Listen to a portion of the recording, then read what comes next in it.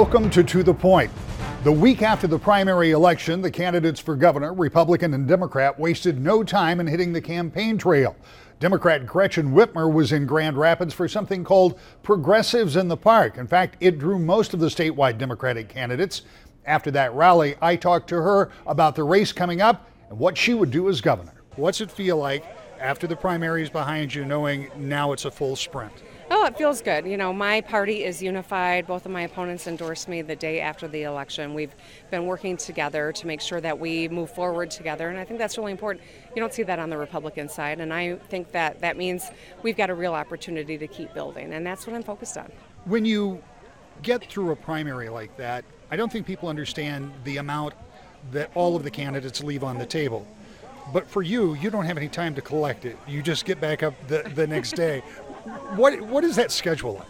Well, it's wild. I mean, they're good 15, 16, 17-hour days every single day of the week. But you know what? I'm not complaining. I'm a hardworking person. The people of Michigan work hard. They expect a governor who works hard and is going to stay focused on solving problems, and that's what it's all about. We're in the general election. Let's solve some. I believe you've mentioned roads. So let's talk for a minute about the specificity. I know you can't go through the entire plan, but you have put forward a plan that you think would work if you could get the legislature to go along. Yeah, it's a $3 billion plan. You know, I know some politicians just want to tell you you can travel further with less gas, but no one buys it. We know our roads are tearing up our cars, and we're all paying for it. Let's do it right with the right mix and the right materials, and I put a real plan on the table. And if the legislature's too weak to get it passed, I'll go straight to the people and we'll pass a bond. It's hurting our ability to compete as a state, and it's endangering our families. When you think in terms of all of the things that you would like to try to get done, and we talked about infrastructure, there's also the infrastructure that's underground. This current governor has a report that estimates that's a $4 billion or more plan. Is that something you have to tackle at the same time? Absolutely. Infrastructure is the roads and bridges. It's also the lead pipes that are delivering our drinking water, and it's the lack of broadband. You know, if we want to tell the world we're going to be the center of mobility, we can't have roads that are crumbling and lack of access to broadband. That's how autonomous vehicles operate. So these are the fundamentals. But drinking water is a fundamental human right, and too many communities in our state right now cannot turn on their tap and drink the water, and that's why that's got to be top priority. Again, when you talk about that, and here in Kent County, we have been keenly aware of PFAS, and now we find that we may not be so isolated at all. In fact, we're seeing cases of this all over the state. We know that there are at least 38 states already battling it. That is going to be an enormous cost, no matter how you deal with it. Is the state prepared, or can it get prepared to start helping some of those communities, even if they can't help individuals? I think first and foremost, we got to get a handle on the magnitude of the problem. I don't think that we've even really seen how big this is. And we have to have a real plan to fix it, to pull the pipes out, to replace lead infrastructure, but also to clean up PFAS and to initiate lawsuits where necessary so that we get it paid for and we get it done right. People in Michigan deserve clean drinking water, and more communities we're finding out don't have it. And there's a report that was authored 6 years ago in state government that's just getting action now. It's scary, and I'm going to fix this problem. Is there a problem that goes beyond that report with transparency in government? And are there things that, as governor, you could help to make government more transparent, which has become it's become something that people in both parties talk about, but still we don't have a lot of it? Well, I mean, the Republicans have been in control the last 8 years of all chambers, right, and all branches. And the fact of the matter is we are dead last when it comes to ethics and transparency compared to other states in this nation. Yes, we can do a lot better. We deserve better.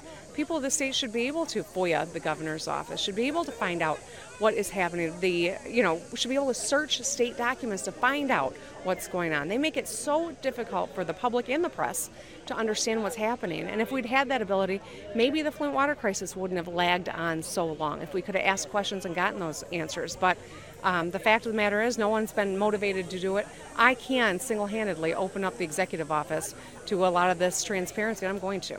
Talk to me about the race. Let's do the politics of this thing after we've done some policy. You know your opponent well. You know what these races look like. How does this one shape up? Oh, I am very eager to have this debate. You know, Bill Schutte and I couldn't be more different on everything from demeanor and philosophy of government to positions on substantive issues. He has staked out a lot of very extreme positions, from undoing Medicaid expansion, which I worked so hard to extend to 680,000 people in our state. He doesn't believe women should have rights of autonomy over our bodies. I do. He doesn't believe LGBT community should have civil rights. I do. So we're going to have a great debate on substantive issues, and I think we're all going to find how vastly and scary out of step he is from the rest of the state. Do you think that your ticket is positioned, and as we had this conversation, I don't know who your other part of your ticket is going to be, nor will I waste the question on you, but do you think that that suggests that Democrats have a better chance of taking over, for example, the state house, which would be very important if you're elected governor? I think the fact that we saw over 100,000 more people vote in the Democratic primary than in the Republican primary tells you that we're undergoing a big surge in Michigan. People are frustrated, and I don't think it's because they necessarily have always viewed themselves as Democrats, but they want someone who's going to go in and fix the problems that they face. Potholes are not partisan. Schools that are in the bottom 10 in our country are not Republican schools or Democratic schools. These are problems that Michiganders are facing, and I think I'm putting the plan on the table that solves those problems, and that's why I think we're going to be really strong going into the fall. It was just one day later that the Republican nominee, Attorney General Bill Schutte, told the state who his lieutenant governor choice was, and it happened to be the Kent County Clerk, Lisa Posthumus-Lyons. Here's what that announcement looked like. What a great morning it is to be here in Grand Rapids, home of the 38th President of the United States of America, Gerald R. Ford. So many Republican leaders and activists here today, and also what's really cool, this is the home, Kent County, of the next Lieutenant Governor of the state of Michigan, Lisa Posthumus-Lyons. That's outstanding. Outstanding. So, talk about a great morning, and it's we're going to have lots of great mornings in the next 83 days before we win in November, and this is a terrific morning, obviously. And, you know, some observations. I've seen and watched governors and presidents make decisions on their running mates, and I've seen governors and presidents make good decisions and bad decisions in the selection. And I have to tell you, the selection and determination of who is going to be the next lieutenant governor of Michigan, it was a significant decision, and I thought carefully about it. And, you know, there are lots of talented women and men in Michigan with leadership responsibilities, elected officials across our state. And I wrote down some qualities and qualifications that were important to me in making this determination. One was a relationship. This is about relationships, right? And Lisa and I have a strong relationship, been friends for a long time. Second, trust. You have to trust your lieutenant governor. And Lisa Posthumus-Lyons' word is solid. It's a bond that's just rock solid. Thirdly, you have to have philosophical compatibility. And Lisa is a true conservative in every way you want to describe it. These are values that run deep here in West Michigan, to be sure. And also the selection of who the next lieutenant governor of the state of Michigan would be is a reflection of where our state will be in the future of Michigan and the future of the Michigan Republican Party. And Lisa will play a significant role in the design and the tapestry and the texture of Michigan's future. And, you know, Lisa is experienced. Above all, she's experienced, has solid work in education policy. She knows the dynamics of the legislature. She got things done when she was a state representative for 6 years, and now in service and in such a magnificent capacity as Kent County Clerk. So she knows how to do the job, and she's a terrific campaigner as well. And Lisa is determined, she's strong, she's smart and articulate. And these are the ingredients of leadership. This is the recipe for Michigan's future and as a lieutenant governor. And she brings just so many marvelous dimensions to the ticket. Now, on a very personal basis, my wife Cynthia and I enjoy the company of Lisa and Brad. We like that a lot and look forward to building such a strong friendship in the next 8 years. Also, she has a beautiful faith and a marvelous family.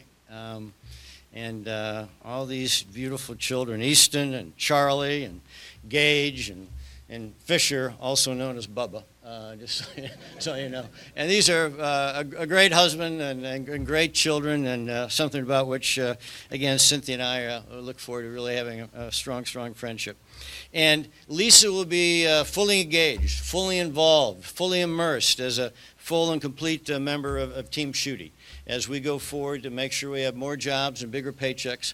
We roll back the grand home income tax increases, while we cut auto insurance rates and improve our third grade reading scores. And she will be a full member of this team, and I'm excited about that because she brings such expertise and experience to bear here. Ladies and gentlemen, the next Lieutenant Governor of Michigan, Lisa Posthumous Lyons. Come on, give it up, yeah.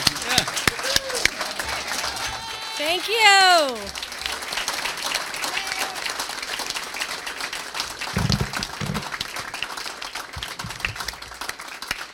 Thank you so much for that warm hometown welcome. And thank you, Bill, for the faith that you have placed on me. Thank you to my dad, who's here, for your encouragement and your example.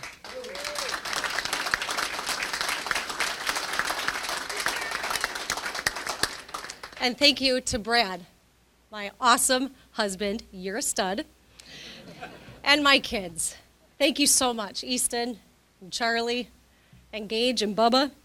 Thank you for your love and support. I am so excited to be on this ticket. This guy right here, Bill Schutte, he's going to be a great governor, am I right? He is exactly what we need to move Michigan forward. I'm honored to be on this ticket because we have a choice this election. Do we move forward or do we go backward? 8 years ago, Michigan was flat on its back. Unemployment was in the double digits. Foreclosures made up most of the home sales, and people were leaving our state. Our families were leaving Michigan in droves. Nobody was immune to this. When I got elected to the House, I went to work with a Republican legislature and with Governor Snyder to help improve our economy and bring jobs back to our state. And it's worked. We need to continue this comeback, and that's why we need Bill Schutte as our next governor.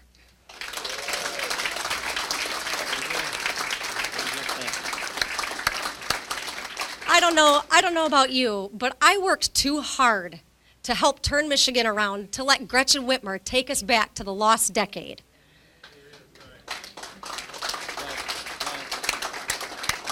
We've turned the corner here in Michigan, but we still have more to do. So I'm thrilled to stand with Bill Schutte and work to lower our auto insurance rates, to improve reading and expand vocational education opportunities for our students, and to provide tax relief for hardworking Michigan families. We're going to win this election, and Bill Schutte is going to be our next governor, and he will move us forward. So join us. Let's go to work. As for Senator Whitmer's lieutenant governor choice, stay tuned. She'll need to make that selection sometime this week because the state conventions for both Republicans and Democrats are this coming weekend, and those selections will be ratified there. And we'll be back with more To the Point. Welcome back to The Point. This coming weekend, when they have those conventions for Republicans and Democrats, we'll know what the full slate of candidates will look like for both parties. We already know Democrats will select Dana Nessel as their candidate for Attorney General. She was in town for that big rally in Grand Rapids. We talked to her. Well, now it starts to get real. I know that sounds silly because you've been at this, we were just talking, over a year, but the focus really does start on the general election now. And while your opponent is still not defined, you were endorsed earlier at the endorsement convention, so this is really the general election for you. Yeah, it is. I mean, it is hard because I don't have a specific opponent to run against yet, but I will say that I think there is such a distinct difference between myself and how the Democrats perceive this office and how the Republicans who are running perceive it, that I think I can already just sort of distinguish myself from, the philosophy that I'm going to have going forward and what I want to do as Michigan Attorney General and what I think my opponents will want. Talk to me about what some of that is, because you've been on the show before, but as I said, again off the air where we were talking, people are only now starting to focus. So talk to me about that approach. What should the Attorney General's role be, and what would it be with you? Well, I think it's very basic. The job of the Michigan Attorney General is to protect people in the state of Michigan. But, instead what we've seen for many years, 16 years now of Republicans in that office, and I've seen that office used to persecute more people than it actually protects. So I want to take the office, I want to go back to the time that Frank Kelly was there, and I really want to use this office proactively to protect our drinking supply, to make certain that we have safe and clean drinking water. I want to make certain that we have protection for consumers, protection for seniors, and basic protection for civil liberties of all people here in the state of Michigan. These are the things that I think are so important for this office, and they've been ignored, largely ignored for many years. When you talk about fresh water, I think many people think about Flint, but on your signs, or at least on some of them, it says shut down line 5. I mean, you've made that a priority. Do you believe that as the Attorney General, you have that power? Absolutely. Absolutely. It is the Attorney General that has the authority to enforce the easement, which is between Enbridge and the state of Michigan, and I would be representing the state of Michigan in that matter. We know that there has been a violation of this easement multiple different ways, and that I truly believe that on day one that I'm in office, I will have the ability to file suit in the Court of Claims and to ask for an immediate injunction to finally shut down Line 5. And frankly, so much is at stake. I mean, we're looking at $6.3 billion, that's billion with a B, in economic losses to this state, not to mention the millions of people that will be deprived of drinking water that they get from the Great Lakes. It's unacceptable, and I think it's the job of the Attorney General to do something immediately. When you think about, without necessarily going into specifics, but you talked about the past 16 years and you talked about persecuting. How has the Attorney General's office been used to persecute? Well, I mean, there's countless examples, but I know that, in the case that I handled, which was the same-sex marriage case, my understanding is that the state used somewhere in the neighborhood of $9 million of our tax-paying dollars, all so that my clients, April and Jane, could not legally jointly adopt their 5 special needs, abandoned foster care children that they were raising. That's not helping people, Or when you have the Attorney General make arguments in the lawsuit involving the Detroit public schools that public school children have no constitutional right to be taught to read, or the way they've spent $25 million, our tax dollars, to defend these lawsuits in Flint instead of settling them, just helping the residents that live there. This is a monumental waste of money on behalf of our state, where we could be helping people instead of hurting them.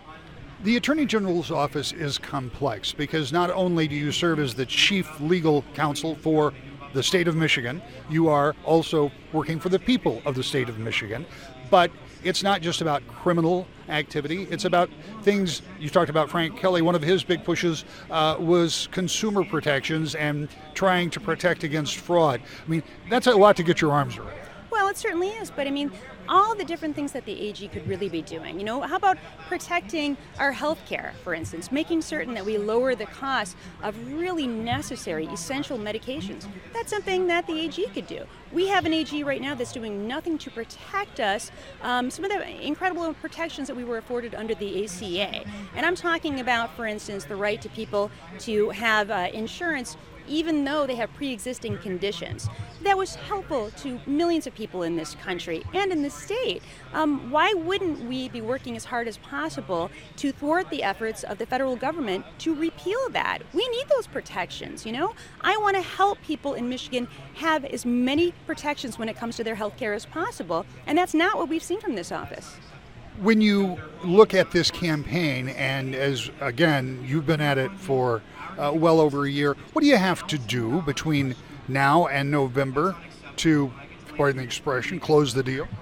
Honestly, I think it's all about turnout, I think that, for Democrats, you got to come out to vote. People who are Democrats or people who are sort of reborn as Democrats, you have to come out to vote. For people who don't consider themselves to be Democrats, whether you're an independent, whether you're a Republican, whether you're a libertarian, I think that this office is one that these issues don't have to be partisan. So if you care about protecting people over big corporations who are big GOP donors, please come out to vote on November 6th, And it's just a matter of this, if you care about maintaining our ecosystems over Nestle's profits, if you care about making certain that we don't have PFAS in our drinking supply, and you care more about having safe and healthy drinking water than you do about protecting companies like 3M or DuPont or other companies that have contributed to this problem. This is not about being a Democrat or Republican. It's just about doing the right thing. And doing the right thing is protecting people over corporate profits,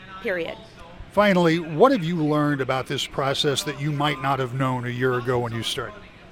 Well, I guess I didn't know how hard it was, but I've met so many great people all across the state. I've been to 75 counties of the state. I'm not done yet. I'm going to get to all 83.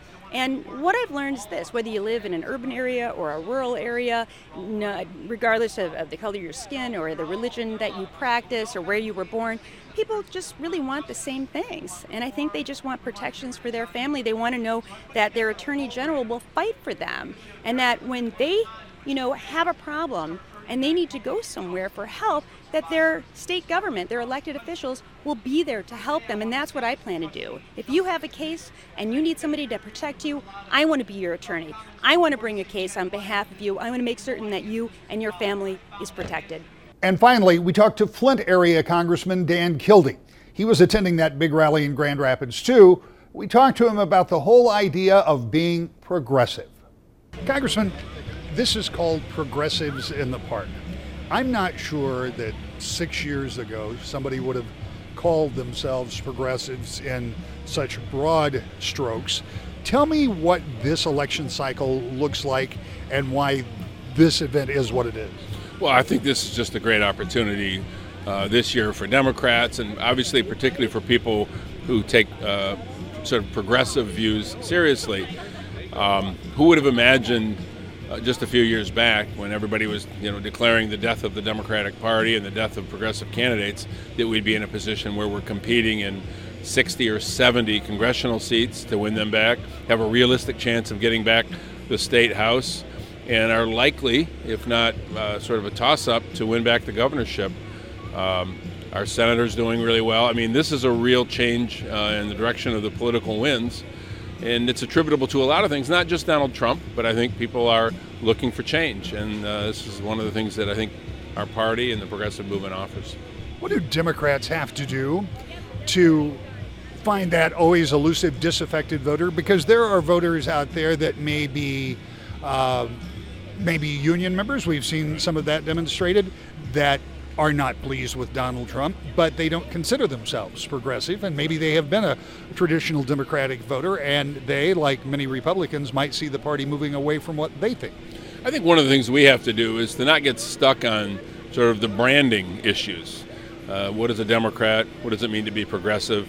And actually talk about the issues that people actually talk about when they're sitting around their kitchen table.